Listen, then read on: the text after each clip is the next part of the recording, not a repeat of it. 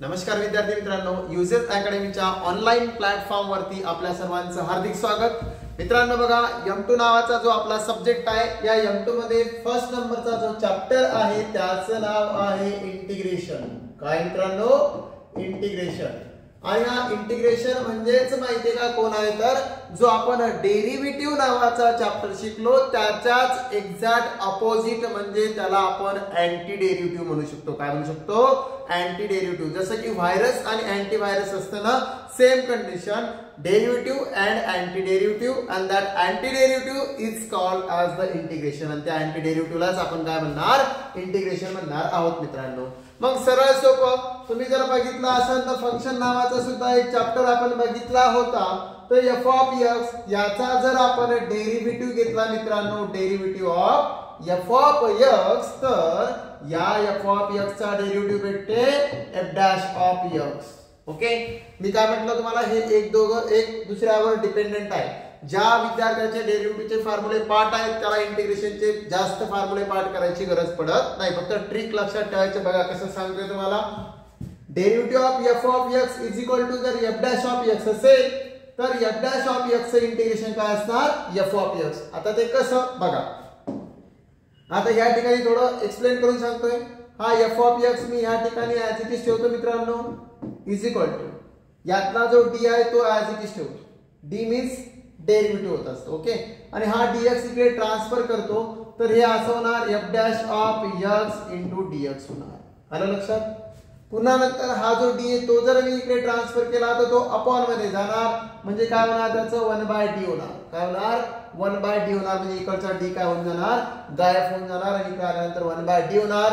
आणि मित्रांनो लक्षात ठेवायचं, 1/d ला म्हणतात integration. It is the symbol of integration. हा कशाचा सिम्बॉल आहे? इंटिग्रेशनचा। आलं लक्षात? तर 1/d म्हणजेच काय असतं? इंटिग्रेशन। आणि ओनली डी जर म्हटलं तर काय असतं? डेरिव्हेटिव्ह। हे लक्षात ठेवा, समोर आपल्याला इंजिनिअरिंग मध्ये सुद्धा त्याचं काम पडणार आहे। ओके, मग यालाच तुम्ही असं म्हणू शकता मित्रांनो, हा 1/x आणि 1/d च्या जागेवर integration F dash of x into dx। आलं का लक्षात मित्रांनो?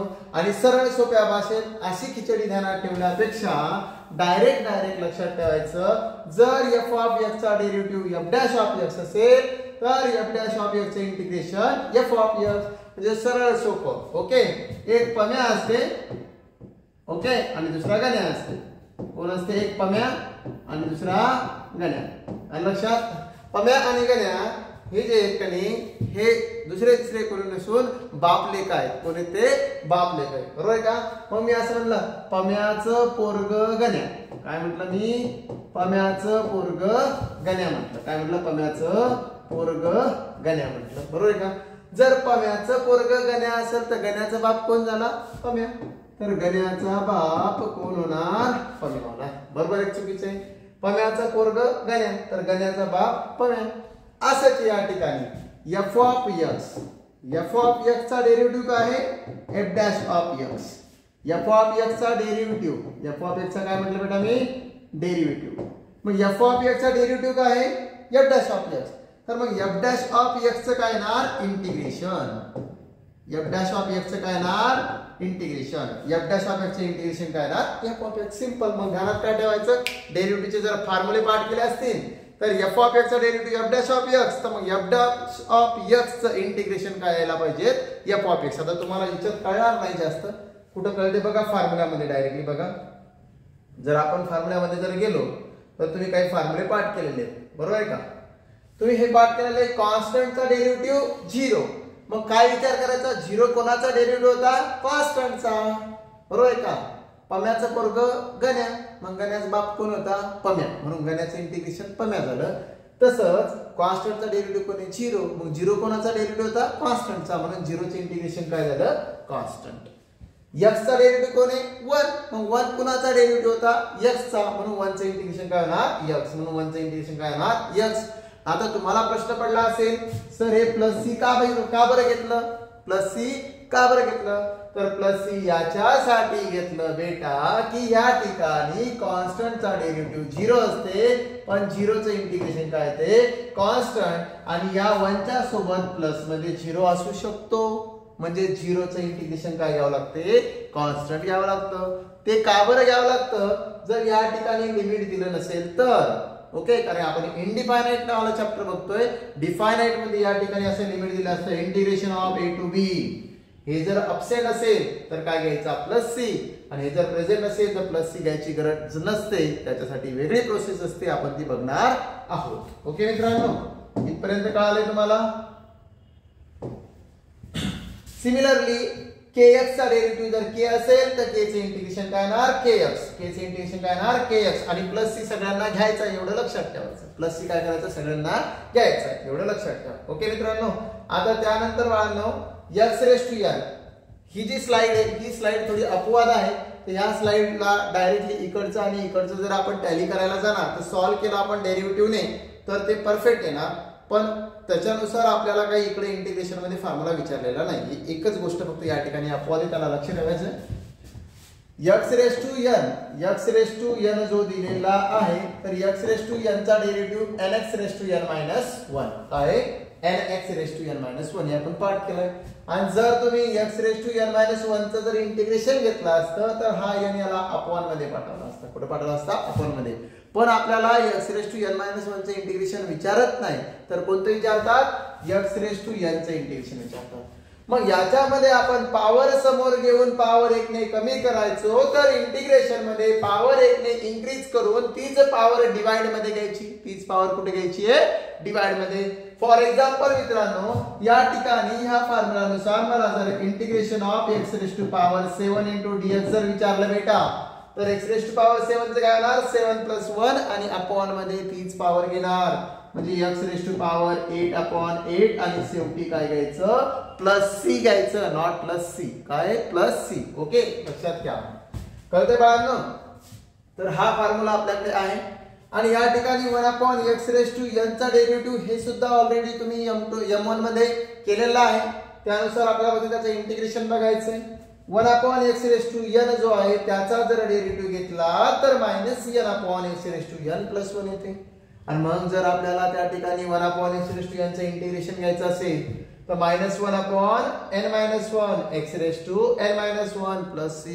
आता काहीला टेन्शन येईल सर हे फॉर्म्युले काही सगळे ध्यानात राहत नाही. तर मी हे पण सजेशन देईन तुम्हाला की हा जो फॉर्म्युला आहे हा नाही लक्षात ठेवला तरी चालते. तुम्ही फक्त हा एकच इंटिग्रेशन मध्ये लक्षात ठेवला तरी पण चालते. फक्त या ठिकाणी तुम्हाला इंडायसेसचा एक रूल लक्षात ठेवावा लागेल जो 7व्या वर्गामध्ये आपण शिकलोय. 1/a raise to power m ला आपण a raise to power -m म्हणू शकतो किंवा 1/a रेस टू -m ला a रेस टू m म्हणू शकतो. म्हणजे 1/x रेस टू n असेल तर त्याला आपण याच्यासारखं बनवू शकतो आणि नंतर x ची पॉवर -n + 1/-n + 1 अप्लाय करू शकतो. कळतंय बाळांनो. सिमिलरली सगळे फॉर्म्युले असेच आहेत मित्रांनो. बघा आता a रेस टू x चा डेरिव्हेटिव्ह काय मित्रांनो a raise to x * log a.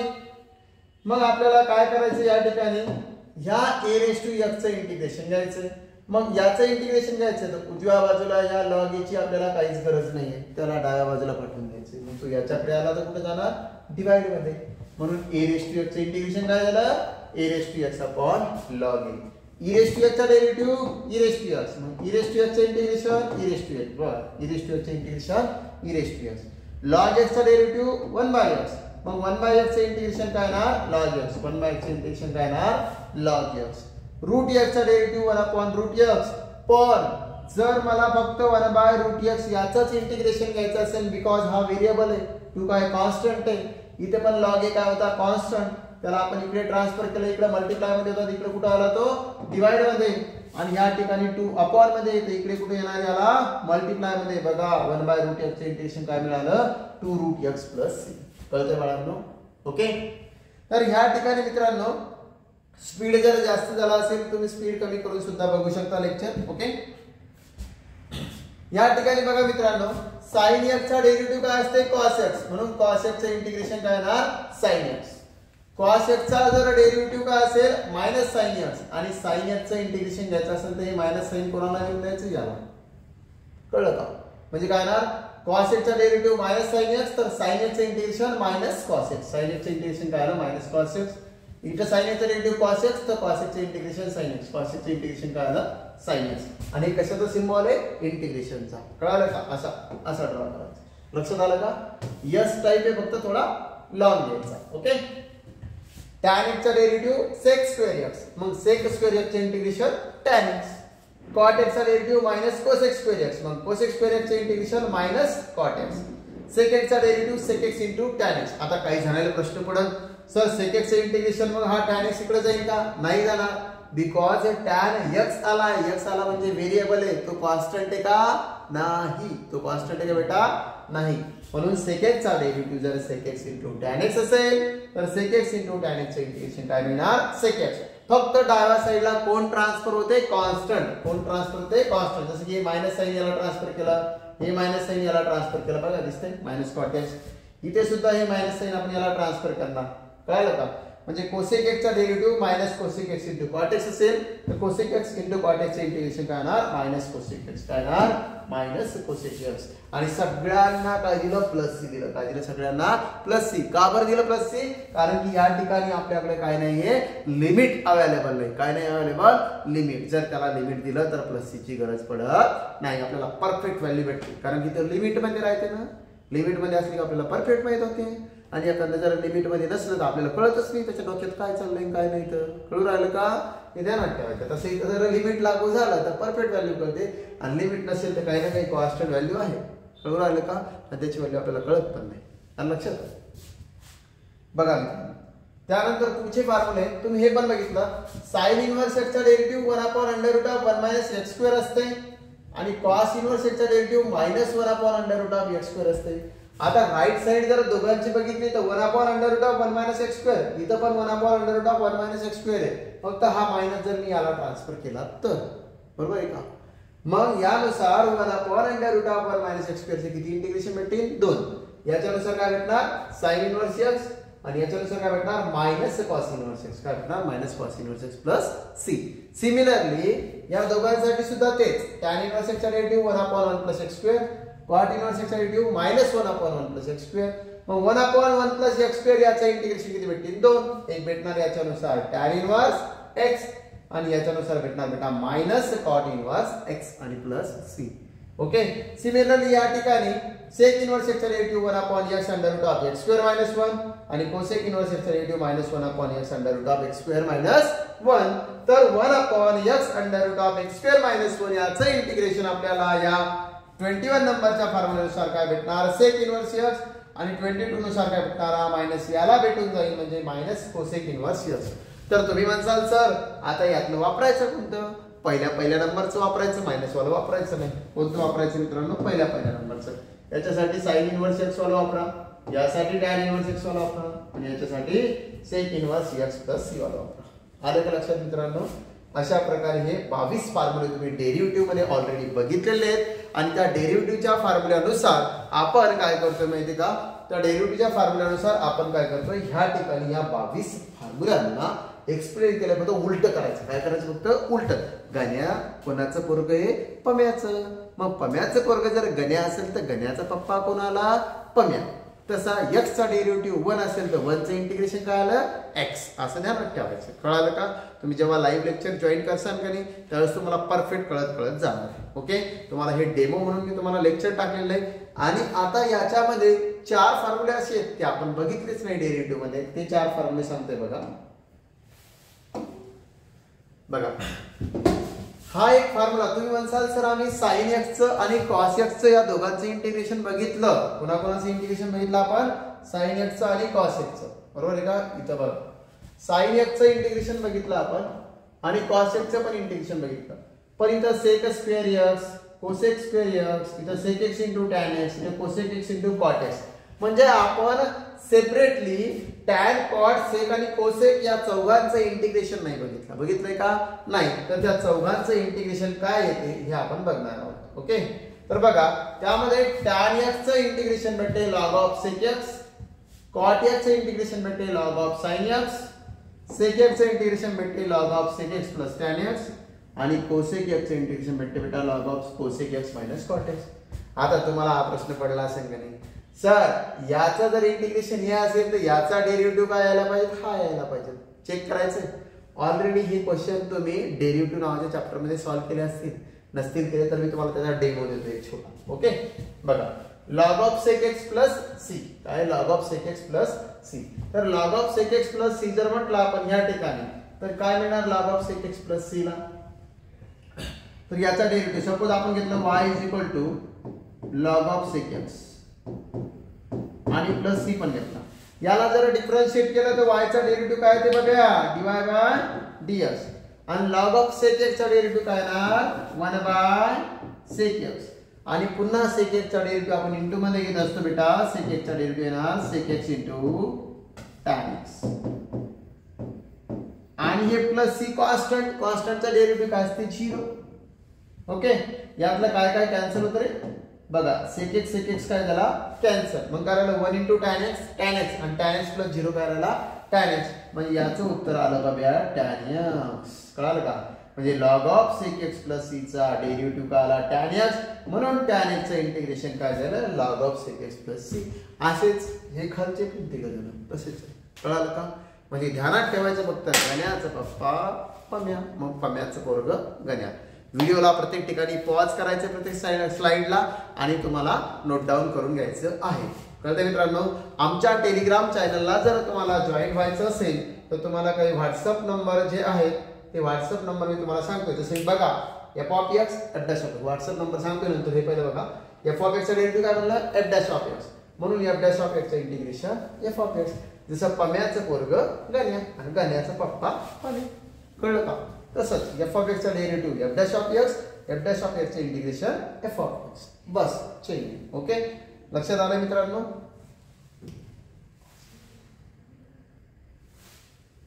बघा मित्रांनो तुम्हाला आमच्याबद्दल क्लासबद्दल अधिक माहिती जर पाहिजे असेल जाणून घ्यायची असेल तर तुम्हाला हे जे व्हॉट्सअप नंबर मी तुम्हाला दिलेले आहेत या व्हॉट्सअप नंबरला तुम्ही मेसेज करू शकता किंवा कॉल करू शकता.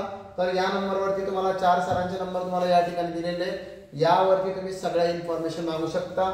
ऑल डिपार्टमेंटचे ऑल सब्जेक्ट टोटल डिपार्टमेंटचे ऑल सब्जेक्ट जे आहेत त्याबद्दल कुठल्याही प्रकारची तुम्ही आम्हाला माहिती मागू शकता. इन केस तुम्हाला गव्हर्नमेंट जॉब असतील किंवा भविष्यामध्ये प्रायव्हेट जॉब असतील कुठल्या चांगल्या कंपनीमध्ये आम्हाला जॉब लागेल कशा प्रकारे लागेल आम्हाला काय करावं लागेल या सगळ्या गोष्टींची इन्फॉर्मेशन तुम्हाला मिळेल मित्रांनो. फक्त तुम्हाला टेलिग्राम चॅनल जॉईन करावं लागेल जेणेकरून तुमची डिप्लोमा डिग्री कंप्लीट झाल्याच्या नंतरही त्यावरती आम्ही जे काही मेसेज लिंक वगैरे टाकतोय की जॉब जरी असतील तर त्या वॅकन्सी ज्या असतील त्याबद्दल सुद्धा इन्फॉर्मेशन आम्ही त्या टेलिग्रामच्या चॅनलवर टाकणार आहोत. तर ते तुम्हाला जॉईन करण्यासाठी ह्या दिलेल्या व्हॉट्सअप नंबरपैकी कुठल्याही व्हॉट्सअप नंबरला तुम्हाला मेसेज करायचा आहे त्यानुसार तुम्हाला टोटल इन्फॉर्मेशन मिळून जाईल मित्रांनो. ओके चला थँक्यू व्हेरी मच.